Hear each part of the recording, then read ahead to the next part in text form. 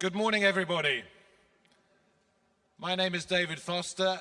It's going to be my Herkese pleasure günaydın. to sit here Bugün and burada listen to these bulunmaktan learned ötürü people tell us büyük about bir mutluluk what they duyuyorum. think about justice Burada reforms uzmanlarımız and var, institutions. adalet, I'm reform ve delighted kurumlar to see a hakkında packed bize hall bilgi verecekler. this morning. Evet, bugün If anybody hepinizi who's burada görmekten outside can hear me, ötürü could you büyük bir come in? We mutluluk are duyuyorum. about to Dışarıda start. olanlar varsa lütfen içeri alabilir miyiz onları? Birazdan The Deputy başlayacağız. Prime Minister, who's also a foreign minister. Bakan We have three yardımcımız other foreign ministers and ve we Dışişleri have a former Bakanlarımız Prime Minister, var ve suspended eski bir This is going to be very başbakanımız da conversational. aramızda. Harika bir panelistlerimiz We're going to var. start off in just a moment by Çok verimli bir talking about toplantı, bir konuşma particular gerçekleştireceğiz. instance of Ve justice, if you like to burada call it that. adalet ki Christoph adalet here diyebilirsek from Christoph the DRC. But I would like to DRC de say bizimle first of all, beraber we all olacak. have our own Konuyu ideas konuşmaya başlayacağız. Hepimizin tabii ki about what kendine göre bir justice fikri var adaletin ne olduğu konusunda. From a personal point of view, I would like to see Kişisel justice delivered upon olarak the person who lost my suitcase last night and forced me to appear here this morning in beach socks and a holiday shirt. But we are here to talk about much more serious matters. We all want equal treatment. We want fairness, we want understanding that we will get the very best deal that is possible. And many people are working towards that, but it is a slow and sometimes 2 steps forward, 3 steps backward process. We all have an idea what justice is, whether it be education, reforms, the judiciary, and institutions. And we're going to kick those ideas around for a little while now. Christoph.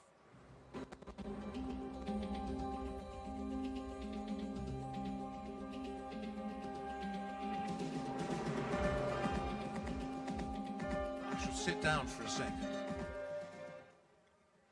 Christoph, can I come to you first of all? The idea of justice for DRC. In 2005, the International Court of Justice ruled against Uganda, saying that it had been involved in the killing, torture, and other forms of inhumane treatment in the conflict with DRC. That was 2005. Your country asked for hundreds and hundreds, if not billions, I think it was about $11 billion in reparations. 2 weeks ago, you were told you would get 300 million. That is less than 1/30 of what you had asked for. Many of those people, over the course of the decades, have died. They won't get any financial reparation. Do you call that justice of any kind?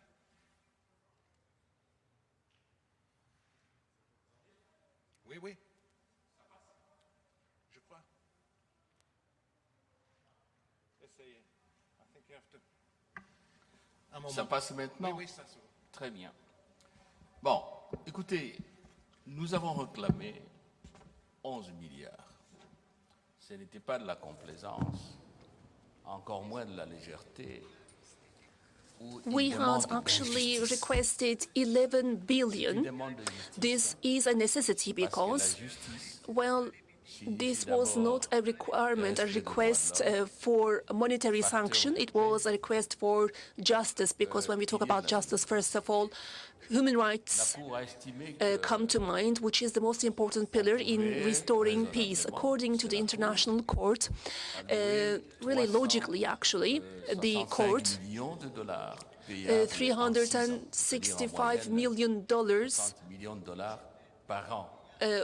of penalty was demanded, actually ordered, for a conflict which lasted for 6 years. This is a symbolic, of course, penalty, because we know that there is also an important issue here. Uganda, knowing its responsibility in Congo, the Congo community, their sufferings, and of course, we know we had many issues, and we had many disasters, and many people lost their lives because of the ill treatment of Uganda. So in that respect, can I ask you if you, as you we just said, didn't, believe it to with be this philosophy, simply actually, symbolic? Do we you asked feel this. that justice has in any way been served, or is it just a nod towards the fairness that most people would like to see?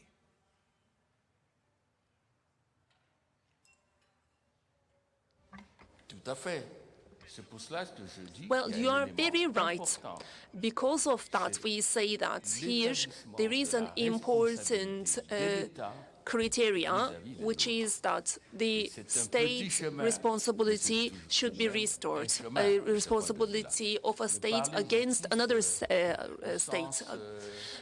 When we talk about justice, when we talk about the judiciary system, the judiciary rules, what is important here is giving back the rights of victims back to themselves. In this respect, we are far away from justice. I'm not going to ask anybody in particular to comment on that. I think it speaks for itself. But if anybody would like to reply on the idea of justice in the old-fashioned sense of justice must not only be done, but must be seen to be done. In this case, in other cases, is it about simply saying, well, we've done the best we can, or is there a real form of justice here? Who would like to start? Please. First of all, thank you so much for inviting me for this participation.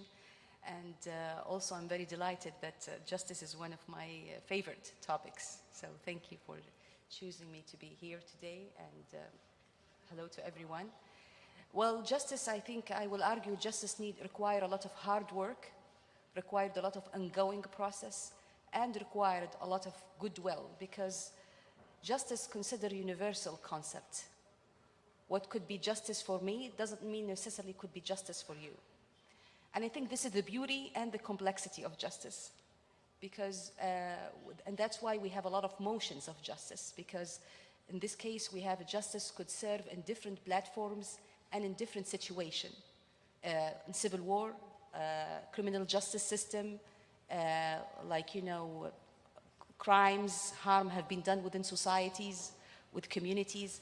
So I think justice is require ongoing effort. You cannot say I did the best and that's it.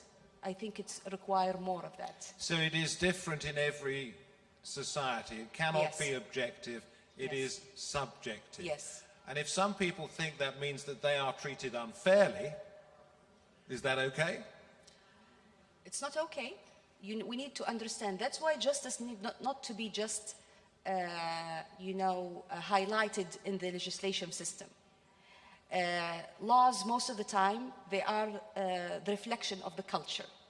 But sometimes in societies where they have outdated laws, we have the problem of, and we have a gap between the justice, because it's evolved. Justice evolves every time, every day, every society. I will give you an example. So for example, justice may be restorative justice, which is one of the forms of justice, require, for example, the offender and the victim sit together and have this frank conversation together. Why that not necessarily in societies where they have tribal leaders or they have religious leaders who can play that role. So you can see how people perceive the same justice in different societies. You wrote a paper about 15, 16 years ago about restorative justice with regard to your country. I will come to that in just a little while, if I may, and the same with you, Christophe, with regard to specifics within DRC. But Pekka, I know you wanted to say something. Just thanks, and nice to be here in Antalya, and good topic, and just maybe a couple of remarks on what Christophe and Naila took up. There is, of course, not a sustainable peace without justice, if you look at the peace processes, but exactly like Naila said, the justice can be implemented in many ways. If you look at the Truth Commission in South Africa, that was one way of going through this. If you look what happened after Pol Pot in Cambodia, all those processes and so forth, these are important. And sometimes to be able to telling the truth and witnessing what has happened is already a very important part of the justice. But of course then comes the compensations and so forth. We have been, for example, working in Finland with the International Criminal Court with this Victims Fund, which is very important that also justice is funded and compensation for the victims are there. But also on this historical issue, I take an example from Finland. We have a Sami minority and we have just established the Truth and Reconciliation Commission to look at what has happened during the years with the Sami minority, their linguistical rights, their cultural rights and so forth. And we go back to 100 years in that process. Luigi, I don't know whether you want to come into this point because I know you want to broaden it out into institution building, etc., but Jose Luis, I think at the end you would like to say a couple of words, and then I'll go to you, Luigi. Yes, of course, and I would like to underline that the importance of the justice is the first step in order to attain a reconciliation in a country. After a civil war or a war in general, and you see that there are countries that are approving ceasefire, they are approving and agreeing about a political process for a peace agreement, but the historical truth is the crucial step for the reconciliation of a country. There are some models, for example, in South Africa, in some countries of Latin America, where the countries established some committees or commissions with the former enemies in the same commission together that have to work about the truth. This is very important, the direction in order to attain a real country, a national spirit, because there are some countries that had the peace after a conflict without the historical truth. They are now in a situation that are speaking about the past with different opinions, and there are tensions, and there are local conflict in some areas of the country that is ideally in peace. But can you impose upon a particular country some kind of framework for reconciliation, or does it have to be measured by the people themselves who've been involved in the past rather than outsiders who think perhaps that they know best? I think that we have invested in bottom-up. This is the real problem now, and we have to invest in people-owned processes in all the countries that need this kind of reconciliation. There are some countries where other influencers established institutions for the reconciliation. Didn't work. This is the problem. If we see some good experiences, we can see even in the Balkans some good experiences, but there are other experiences that we saw as a terrible experience of reconciliation, and now the countries are another time in war.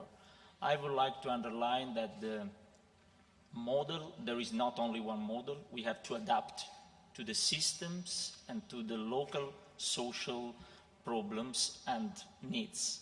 And I think that we have to avoid this teaching approach that we have as, for example, European Union. We go in some countries and we are telling them, you have to approve this, you must approve this reform because it's the best reform for your future. It's not enough. This is an horrible approach, a terrible approach to try to find a way for the reconciliation or for the economic and social growth of a country. And also it is extremely patronizing and likely to be resented. You brought up there the European Union, Luigi. Jose Luis, former Prime Minister. I'm wondering whether as you look at the bloc, all of the countries in the European Union, when it comes to justice and the justice system, do you see backsliding when it comes to some particular countries? I mean, I will name Hungary for one, because we've done many programs here on Round Table on that particular subject. But the institution that is supposed to safeguard those values does not appear to be doing so. Do you see everybody sort of becoming a little bit blasé about it? En primer lugar, quería agradecer la invitación para este foro.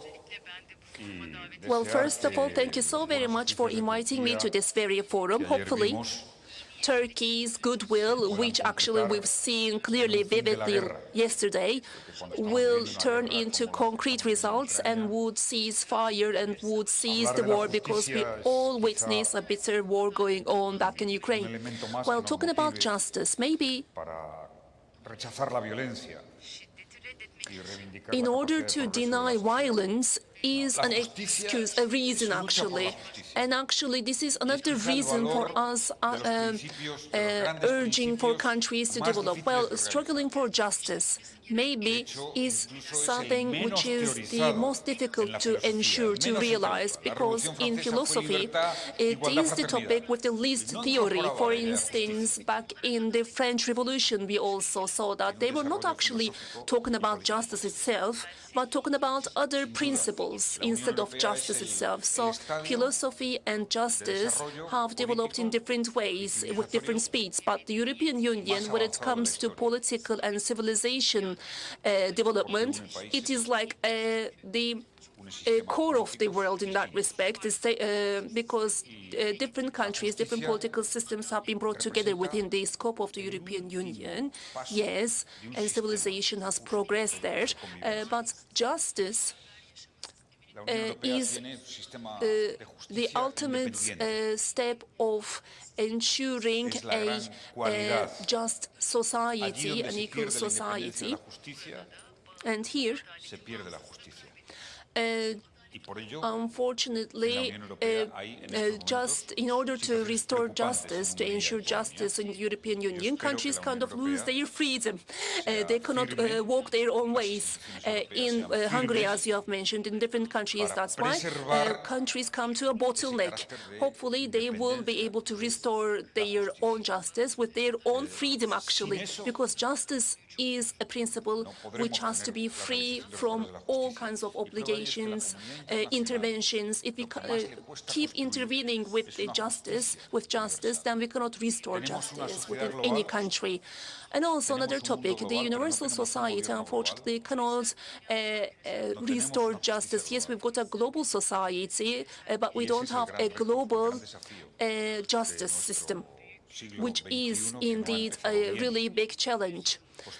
In our era, actually, this is the most important test of the humankind, according to me, because we don't have a global administration, a global justice, which probably we have to establish. And seeing the lack of action that has been taken by a bloc that is supposed to enforce the rules of law within the European Union, it may well be that people lose trust in that institution.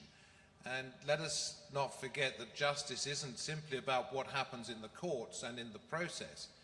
It is about a sense of trust and people believing that they will be treated fairly. Once that is lost, and it is possibly being lost within the European Union at the moment, how can you get it back?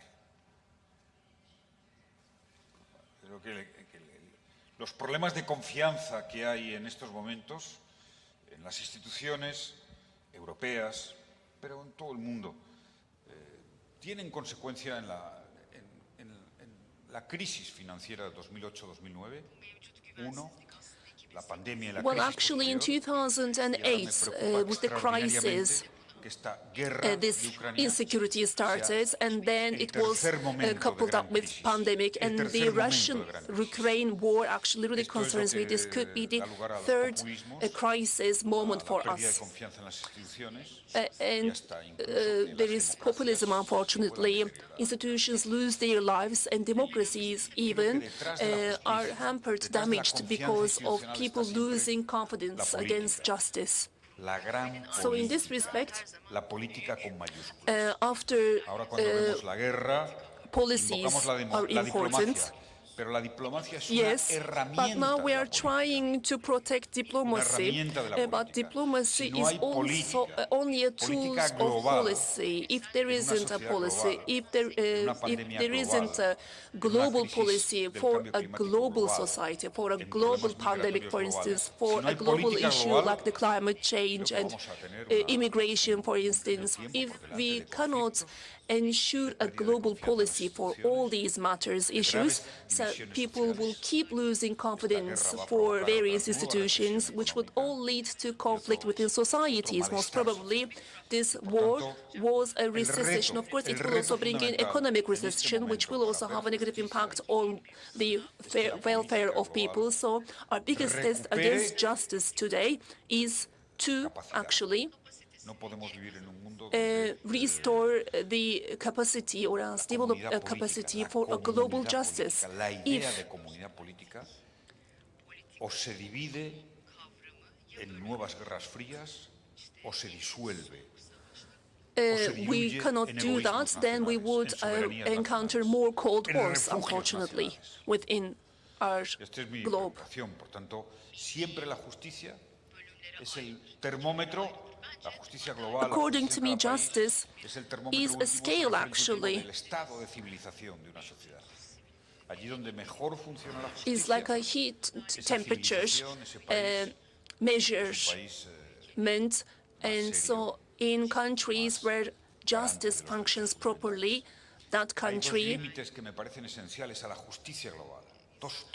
Dos principios, termino. Dos principios. Uno, la respects Declaración de los Derechos human rights more. hombre y So, el ciudadano. first of all, Ese es el código de la the justicia. Declaration on El Human código de la Rights justicia para cada is ser really humano. important. That is the Y el segundo es Constitution la Carta of de San Justice.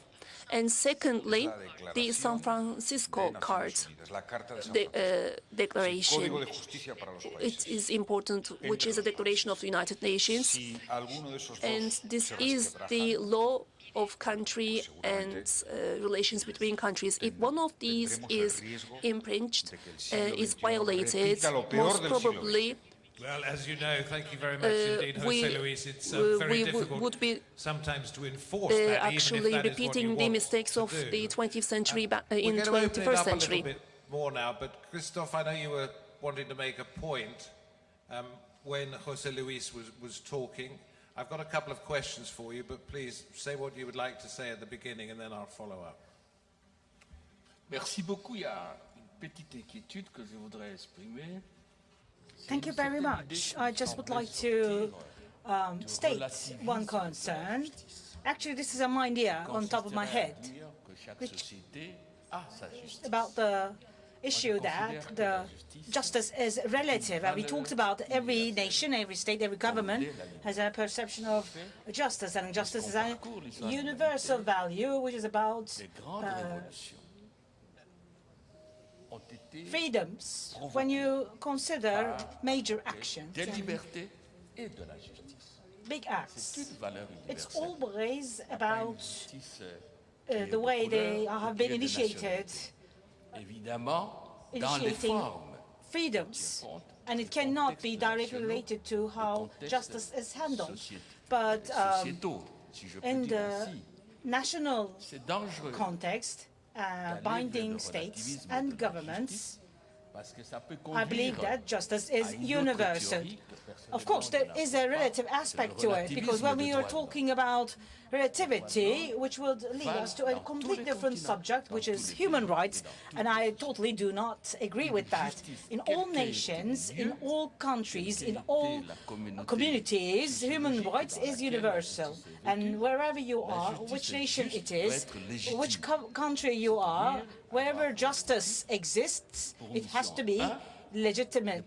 There should be a founder, and the first mission is to be protecting human rights, first and foremost, wherever you are in a part of the world. mieux rétablir la vérité Justice et les responsabilités.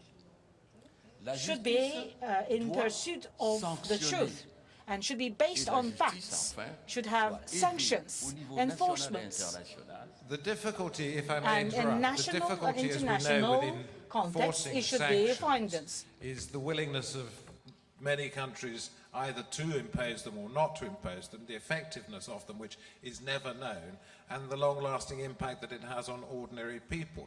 Now, I would like to ask you how you build institutions, particularly in your country, that can withstand the pressures from outside. And Pekka, I'll come to you in just a moment because I'd like to know more about the Finnish discussion with the indigenous people. But Christophe, at this particular moment, I'm going to refer to a report by a group called the French Institute for International Relations, which talked about a situation in South Kivu, in the east of the country, where China has a lot of interests. And it says, you may disagree with this, illegal Chinese mining and timber are running rampant, fueling corruption and empowering the ruling elite. How can you build institutions that are strong enough long-lasting enough to say, no, that cannot happen?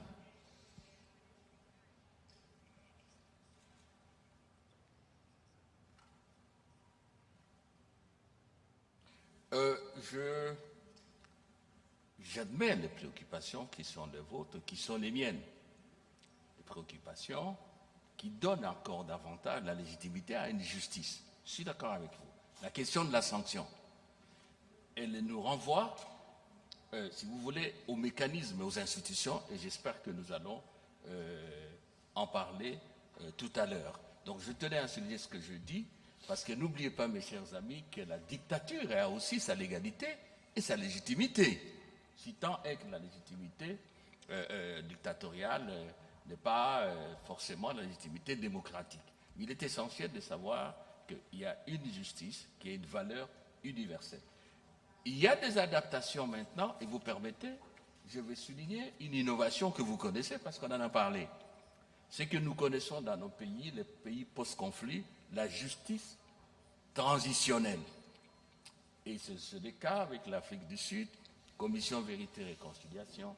C'est le cas avec les Gacaca au Rwanda. Et c'est le cas que nous essayons aussi en République démocratique du Congo avec les Barza, c'est-à-dire en fait des espaces communautaires de dialogue et, si vous voulez, that we have established, and we have been trying to establish that. And we are trying to establish collective ideas. Of course, this has added a different dimension to justice, which is not a classic one, but a different one that we can namely say apology and prevention, not just recognition or acknowledgement,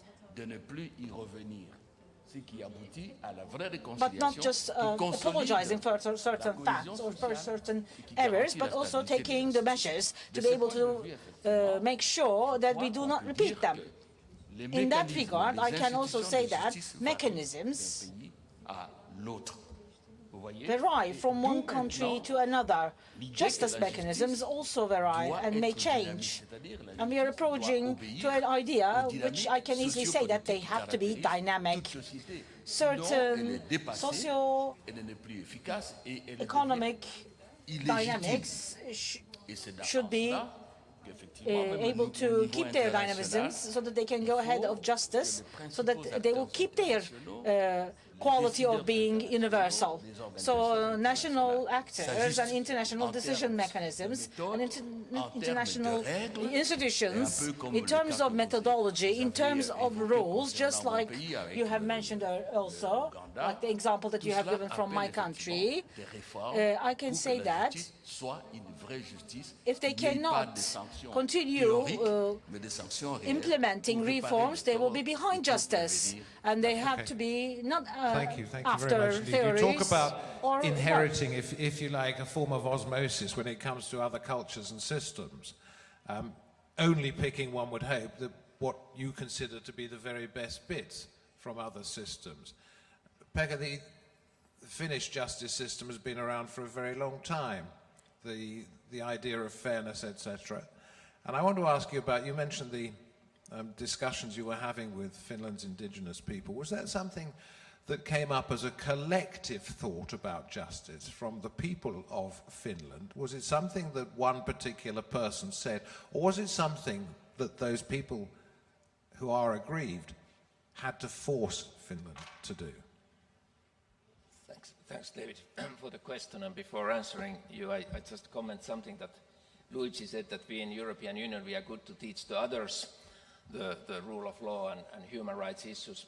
But we are also quite good to teach among the European Union countries. When you sit among the ministers, you easily take up the issues of the immigration and criticize some member countries not doing enough on that. We take issues, media freedom issues up. We take human rights questions, the joining of the Istanbul Convention, which is also a topic in Turkey, I know, and so forth. So European Union is also quite good in teaching among our member states to each others how do we think about the human rights and how do we think about the rule of law. It's not only what we say collectively abroad. But at the same time, I fully agree with what Luigi said about the attitude that, let's say, examples that Finland has been doing rule of law cooperation with China and with Eritrea. And I have been personally involved in rule of law seminars in Asmara in Eritrea, and you can imagine it's one of the most challenging environments of doing these kind of things, and there you cannot go to teach. You listen, you sit with the people, and you look if there are any possibilities of developing from a very scratch on some of these societies with the rule of law perspective. But then to your question about the indigenous people's fight, it's very interesting because it's probably very similar that any other indigenous people's history, that first there was of course the Finnish culture tried to actually deny the linguistical rights, the cultural rights of these people, tried to put people in the schools to learn Finnish only and adopt the Finnish culture and so forth. And there was the resistance of the Sami culture people. During the 60s, 70s, the resistance started, and it was a big, big fight until the minorities' voices were heard. And now we are actually, we have in the 3 most northern municipalities, people have their right to use their own language, they have their own schools and so forth, and they cooperate, of course, with Norway, Sweden, in Lapland, where the Sami people live and so forth. But this story actually shows that you are quite blind sometimes to your own minorities. I've been working with our Roma minority quite a lot also in Finland, and it's a small minority, but again, a cultural heritage, own language and so forth, which deserves to be noticed and so forth. And while you are doing things internationally, it's very important that you also concentrate to your own country and you are not blind on those issues. And when I'm thinking of my age of people, we have not been learning in the school books anything about these minorities. I have not been reading a single word from my school books about the Sami minority in Finland or about the Roma minority in Finland. But that has now changed? That just changed. With the new generation, that has changed. Because of the pressure from outside, or because of a liberal willingness within inside to change? Because of the activism of these people, first hand who belong to these minorities. Secondly, because in political parties and the political scene there have been people who are sensitive on human rights issues, minority issues, and whose eyes have been opened that it's not only an international issue, it's an issue in your own society as well. Luigi, I'm going to come to you in just a moment after I've spoken to Najda, because I want to get the view of the Italian foreign minister, because Italy was the colonial power in Libya, Libya going through a massive transition at the moment. And I want to go back, Najda, if I may, first of all, to something that you wrote in 2015 for the Institute of Peace and Justice, in which you said about restorative justice, there are obstacles in Libya, and they are huge, but so is the opportunity to use them. Has anything changed in the intervening 7 years? Well, I think the root causes of the conflict of Libya still exist, and part of the existence that we didn't address the justice situation. For example, if we talk about today, we are going through a very challenging moment within the Libyan history, whereas, current government and other government trying to, take the lead, which is not necessarily through the right way. But what's more important is the causes behind that. Why this is coming from, where is this sense of revenge, why people act from their personal interest instead of talking about the interests of their country. Because I think the wounds and the injustice, and there is no space for sharing stories. There is no space for trying to restore the people, wounds within the society. There is conflict happening a few years ago between the East and the West, which lead to civil war, which lead to people died from both sides. Communities have been displaced from place to other. But there is no space to address this. We just need to have all these easy solutions and, just have this fragile peace without acknowledging the fact that anything could come up in any time and could collapse. Therefore, is there any sense of moving forward? If not, how could you possibly do that? And after that, I'm going to ask you, Luigi, I saw you nodding as Najla was speaking, but I'm going to ask you whether Italy, as a former colonial power, feels any responsibility towards helping, or does it feel entirely helpless like a lot of other people do? Najla first. First of all, in my opinion, and I said publicly, the attack against Libya in 2011, it was a mistake. Because now, after 10 years, we are trying to reconcile the country with enormous problems, with huge problems, and we are investing in the efforts of the international community for the reconciliation, for the government, the unity, national unity government. But I remember how we started this process with the Berlin Conference of 2019, and we started from a state of war in the country, of civil war, with a lot of influencers, external influencers, and some of them actually they have still the troops on the ground. The problem, I can hear you. Hello. Were they, those outside influencers, trying to impose their sense of justice? Not one that suited Libya, but one that suited them? I think that now justice is, the concept of justice is to give back Libya to Libyan people. And now, in order to attain this result, we have to proceed with this political process to keep united Libya. I hope that every kind of institutions have to be only one institution of Libya.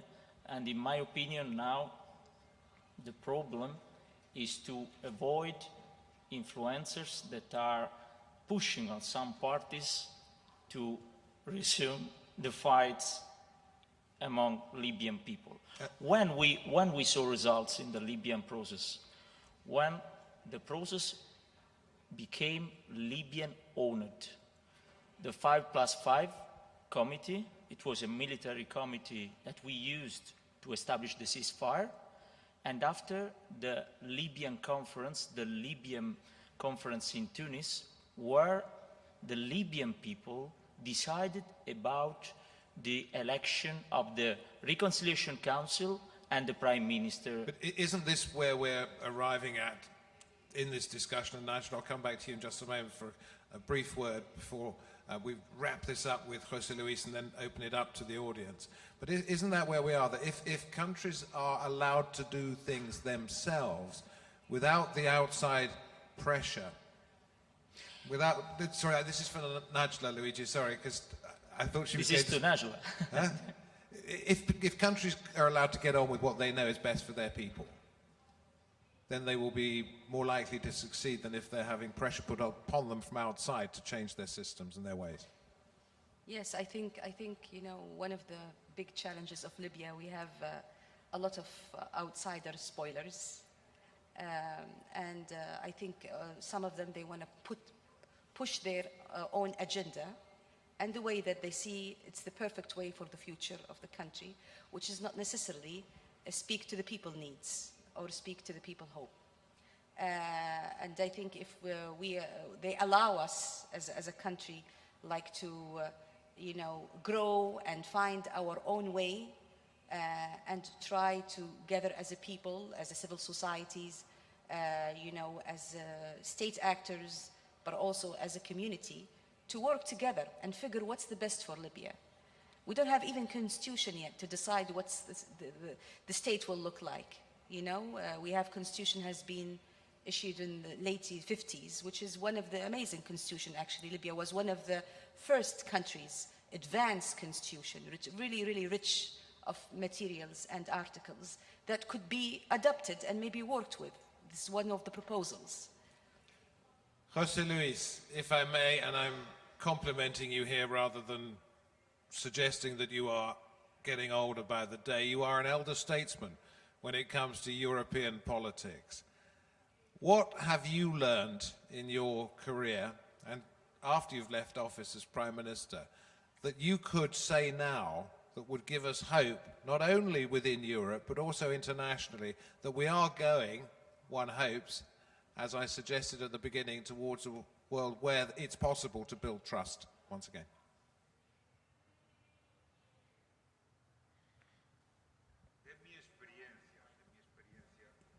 De mi experiencia, tengo algunas ideas claras. My personal opinion, I have very clear La paz es la ideas, gran tarea. concise ideas. Siempre la First paz and es la gran foremost, actually it's our Y biggest como duty presidente to del establish gobierno, peace. varios conflictos bélicos, Always. varias guerras, As a entre otros former Libia, statesman and a Oriente Medio, prime minister, Afghanistan, I've seen many wars. I have witnessed Iraq, Afghanistan. I've Yemen, seen the war in Iraq. Siria, I have seen the Casi war un in millón de Yemen, Syria. casi I have seen un millón de millions of people El 80% dying. vidas inocentes, I have seen civiles. over 1 million casualties.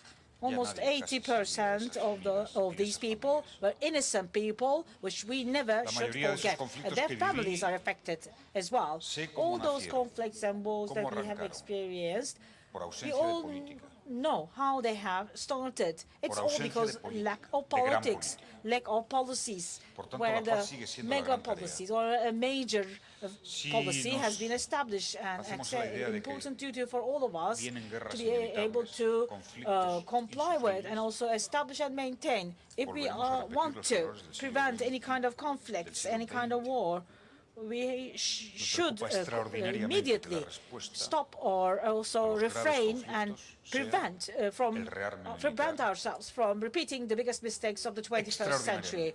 So any response that we can adopt cannot be a military one, La historia es because the una history lección. for us Cuando eso ha pasado, is more than a lesson. hemos caminado hacia We más have to learn from it. guerras. When it all happens, Soy and if partidario de it la continues to happen like that, reconciliación. it will lead us only to more No wars. se llega a la justicia I'm for sin reconciliation. I'm for consensus. If Sin there's no reconciliación. peace, no justice will be achieved. Sin If there's no reconocimiento. reconciliation, those Sin people, convivencia. if they don't accept their mistakes, if we Ninguna cannot civilización, build a coexisting ninguna democracia life, we can no se habría civilization, no construido democracy, sin la palabra no perdón. justice will ever allow itself Y la idea de to reconciliación. progress without forgiving themselves. So we have to build reconciliation first and foremost. It's Thank not you very over. much. Thank you very much indeed for the last 40 minutes or so. I'm going to introduce now a member of our audience who knows about, or trying his very best when it comes to conflict resolution. This is the head of the United Nations Assistance Mission in Somalia, UNSOM. That is James Christopher Swan, who's Special Representative of the Secretary General for Somalia. James, if you wouldn't mind throwing some ideas at our panel here. I don't know whether it's up to me to decide who answers or whether you're going to ask specific questions, but I'll let it just take its own way. Great. Thank you, David, for allowing me to kick this off. And my thanks to the panel for a very rich presentation so far. I would like to try to link some of the topics that are featured in the overall presentation on both justice and institutions. Somalia is obviously a place that was at one time considered the worst example of a failed state in the world. In essence, the government had ceased to function, institutions had totally ceased to function. There's been considerable effort to build back since then, but still we struggle with institution building. Similarly, judicial structures had effectively collapsed previously, and it has been a huge struggle to return them and restore them to functionality. But I think when we look at both justice and institutions, we sometimes need to move beyond the broader vision of justice and what does justice mean, to think about how does it affect individuals' lives. Because for many people in the world, they still urgently need a fair system of justice, predictability in how it's administered, lack of corruption in the way it is undertaken. And in many ways, it's how judicial structures address the needs of the individual, who may be grappling not with these broader issues of national level accountability, but property disputes, commercial disputes, family law, and how do they interact with the judicial structures to give them satisfaction and persuade them that they are being heard and that society works for them. In Somalia, this is particularly important because a key element of the strategy in Somalia is to build national institutions to counter the narrative of a violent extremist organization, Al-Shabaab, and to demonstrate that legitimate, internationally recognized national institutions can provide a better life for the people than Al-Shabaab asserts it can provide. And justice is one area where Al-Shabaab claims that because it can deliver swift, albeit draconian justice, it's even doing better than the government. So I think what's important, even as we're looking at these critical big picture questions around trade-offs between reconciliation and accountability, between short-term political arrangements and longer-term delivery of justice for the society, we can't forget the individual who has specific day-in, day-out problems. They need institutions around the justice system built. They need investment in judges, in judicial infrastructure, in communication about how people get access to justice, and we shouldn't forget the individual. Thank you. And James, how long has the international community, how long has your mission been trying to do this? Because time is important when it comes to believing in institutions. Yes, indeed. Obviously, building these sorts of institutions is an extended and lengthy process. But there have been great investments in Somalia, including approximately a decade ago with commitments by many international partners to help Somalis prepare a provisional constitution.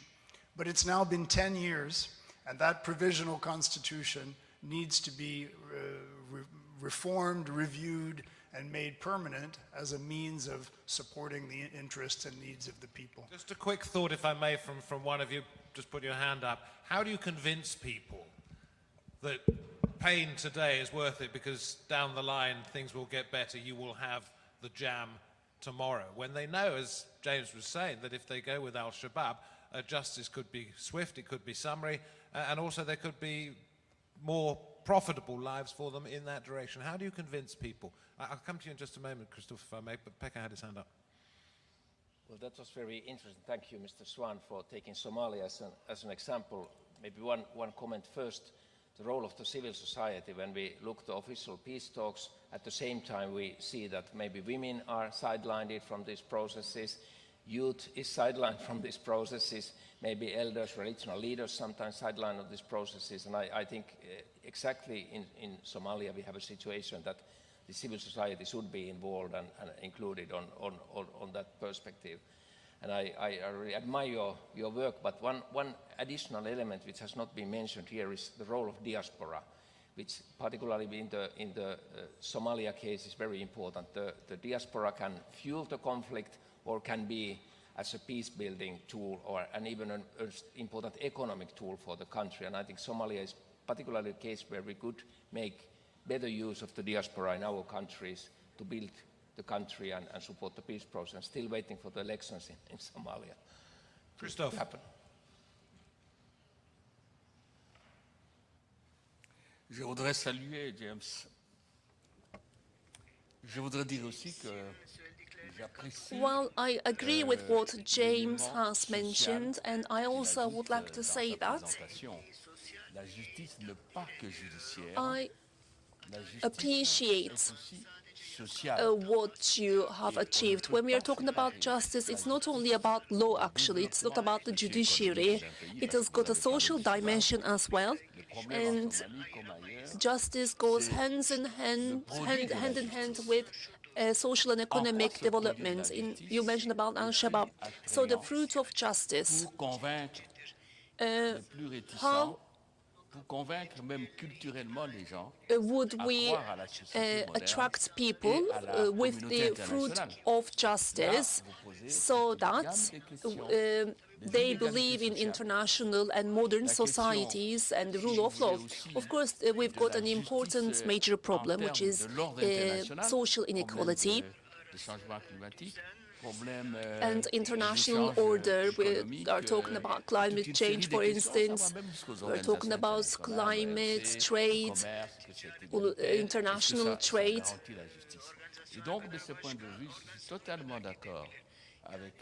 So, in this respect, I totally agree with you, Swan. Justice impacts all these areas which I have mentioned. And we are at a diplomacy forum. This is a diplomatic forum. So governments for sure should emphasize certain things when it comes to restoring justice and also ensuring international justice, both within institutions, amongst institutions, and also between countries. In this respect, NGOs, civil society has got an important role to play if we want justice, and we want this justice to meet the needs of the society. There is a reason for that. And that I want to, James, thank you very much indeed for what you said. If there's anybody out there, and I don't know whether you have a microphone, who has what they believe to be a pressing point that they would like to put to the panel, would you mind standing up? Otherwise, I'll carry on. Yes, please. Hello, I'm Zeynep Osarat from Bilkent University in Ankara, and I'm 20 years old, so I would like to touch upon a point that many of people my age, the youth, is concerned about. The importance of restoring and providing justice has been touched upon by all of the panelists, however, and building these through institutions. And one thing I want to ask about the universality of human rights is that, can it really be denied that ethnicity and nationality does not matter in responding to crises and promoting justice, bearing in mind the most recent shifts in the international system? And what can be done to ensure equality in the various mechanisms and institutions of justice? Put your hand up on the panel if you would, like good school children, and we'll see who wants to take that one. Pekka, you were talking just a moment ago, so I'll move it along here. Najla, would you please? A young woman, 20 years old, and I'm sure she's looking up to you for what you've achieved so far. Just remind me, because there is several questions. What's the first question? Well, does ethnicity and nationality, can we deny that ethnicity and nationality does not play a role in responding to crises and promoting justice?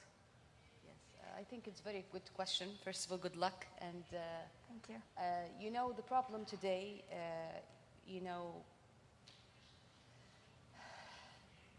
the human rights sometimes used in some countries, because they are more suitable and they look much better when it comes to the human rights. Whereas other countries, we ignore a lot of violation of human rights, as you said, because of their ethnicity or culture. And this is happening every single day. There is injustice even with the human rights system itself, which is problematic.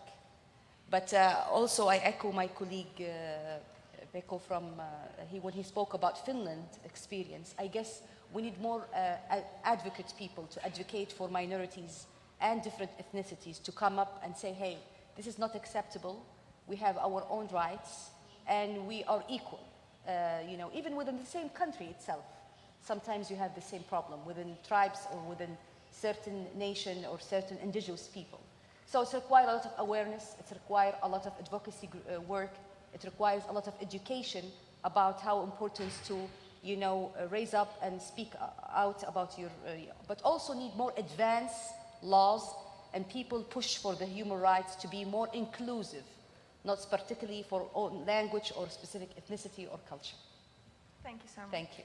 Can I ask you a question? Yeah, of course. If I may. You're 20 yes. years old. Yes.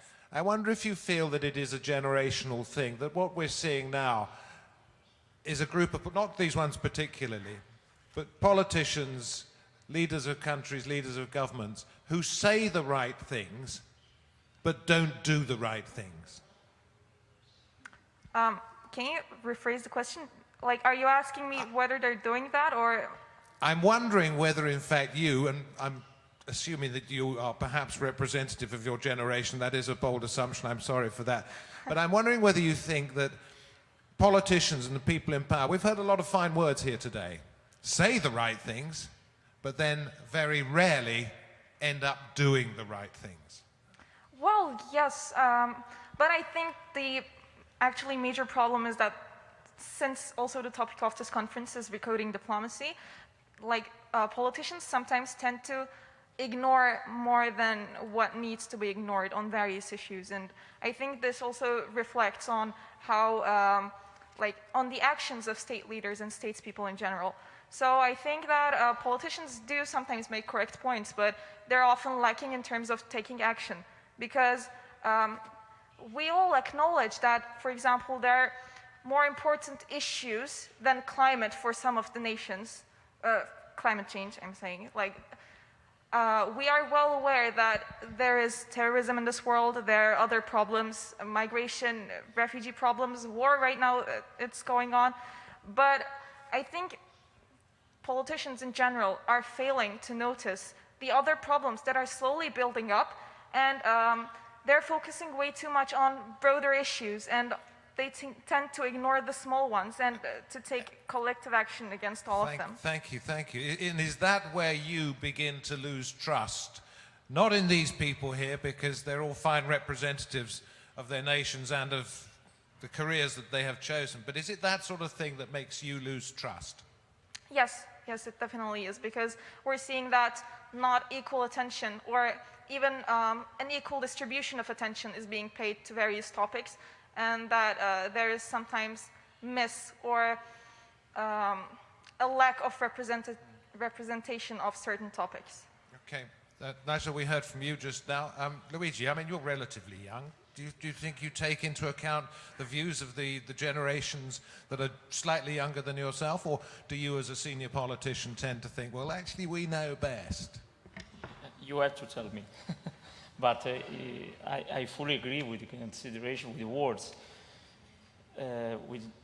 I think that now we are in a particular period where climate change and new issues that are on the table of the politicians need the reaction of people and the involvement of people, in particular of young people. The climate change process about new initiative on the political side, this sector, climate change policy, needs a young people-owned process.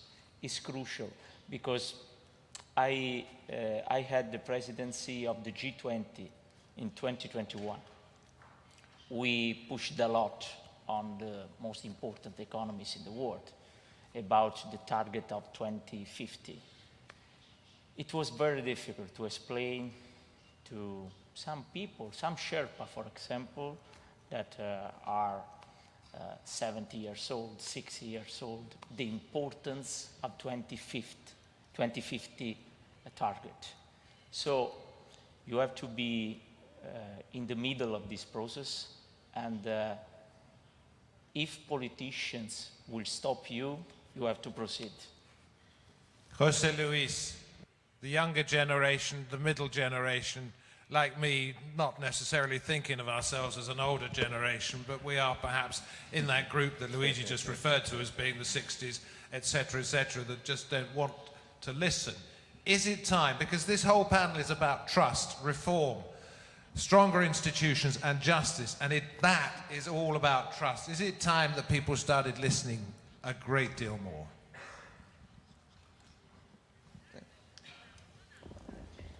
Siempre tendemos a pensar que nuestro tiempo es peor que el pasado. No estoy de acuerdo. Y no estoy de acuerdo we always tampoco have en the tendency that our los period políticos generamos más desconfianza is worse o hacemos than más the por previous periods, but I do En mi not caso, think desde like luego, that.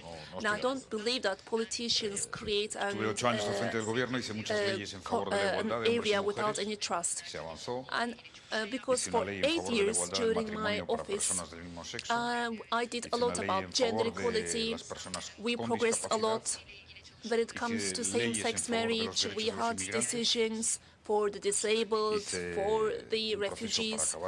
We tailored laws, moreover, in order to end terrorism in our country. We did a lot. This is what is called policy. So the period, the moment that we are in, is a difficult one. It has got two reasons for that.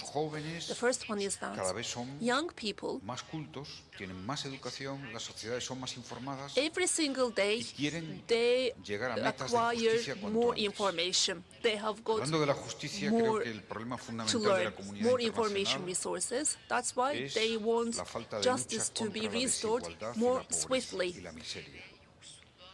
And I think that here what is missing is the struggle, our fight against ending inequality. So if we want justice, we have to have strong institutions to restore justice.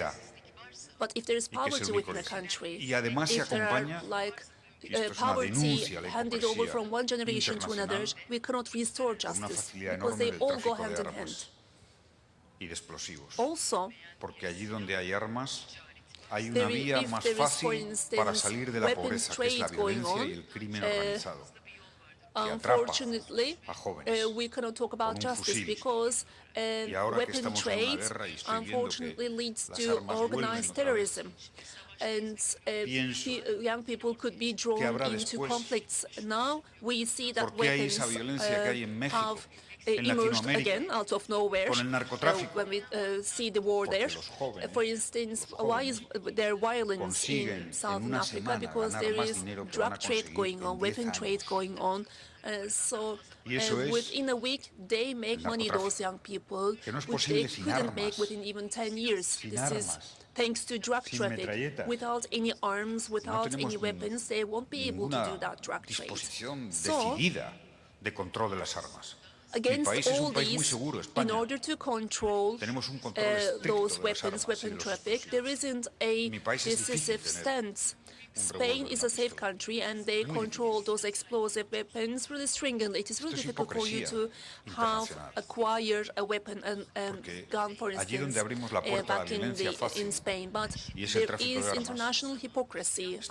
What I see amidst countries, because when you pave the way for weapon trade, for instance, when you open the door for weapon traffic, then you close the door for democracy, for justice, especially international society, wealthy international society. If they are not honest, if they are not if they do not fight against, for instance, weapons trade, then they cannot ensure justice. And they have to also show solidarity. If there is unemployment, if there is poverty, we won't see justice at all. So this is the test that awaits us. So to pull through all these years, these issues are global issues which require global solutions. For instance, an African youngster with a mobile phone could actually access more information compared to a United States president who was in office 30 years ago, for instance. But, I mean, we've got the means, we've got the tools, that is what I'm trying to say. But with all these means, opportunities, if there isn't an environment of justice, unfortunately, we cannot proceed, we cannot progress, and we would end up like the case in Somalia, even though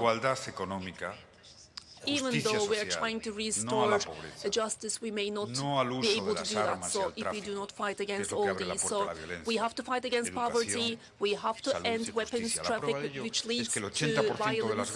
Instead, we should be improving, developing education, justice, and this goes the same in the Ukrainian-Russian war as well.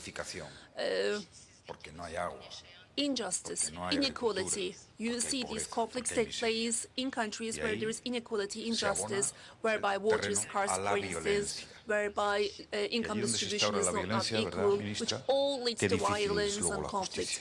So isn't that the case? I mean, wherever there is conflict, violence, it would be really difficult for us to restore justice back, wouldn't it be? So the strongest countries should actually tackle these issues first and foremost. We have to enhance the power of institutions like the United Nations. If the United Nations is not powerful, then it would all worsen. Wars, conflict, pandemic. We saw this, that we need strong international institutions if they are powerful, if they actually show solidarity, then the whole world would progress. We are at a critical moment. If we are not able to pull through this difficult crisis, the war crisis, then it would all worsen. But if we pull, then we would repeat the first half of the 20th century if we cannot pull through all these and can't get on top of these. So, of course, big changes against poverty, struggling against poverty, fighting against climate change, human rights, support, defending human rights. It has always started from the civil society, then has is extended to politicians, governments, laws. So I think that we are going through a critical process right now. We have to have the civil society. I do believe that politics, in this respect, has to be more powerful. Politics would actually lead the whole society up to justice and peace. But since the ancient Greek, policy has always paved the way for reconciliation. Thank you so very much. Tenemos a terminar. Tenemos cenar ahora. Gracias. Thank you.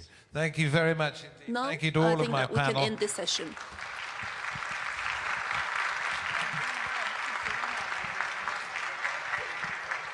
I count myself extremely lucky to do this for a living, to sit and listen to people who I find inspiring, interesting, and who help us shape the world in which we live and will continue to live, one hopes.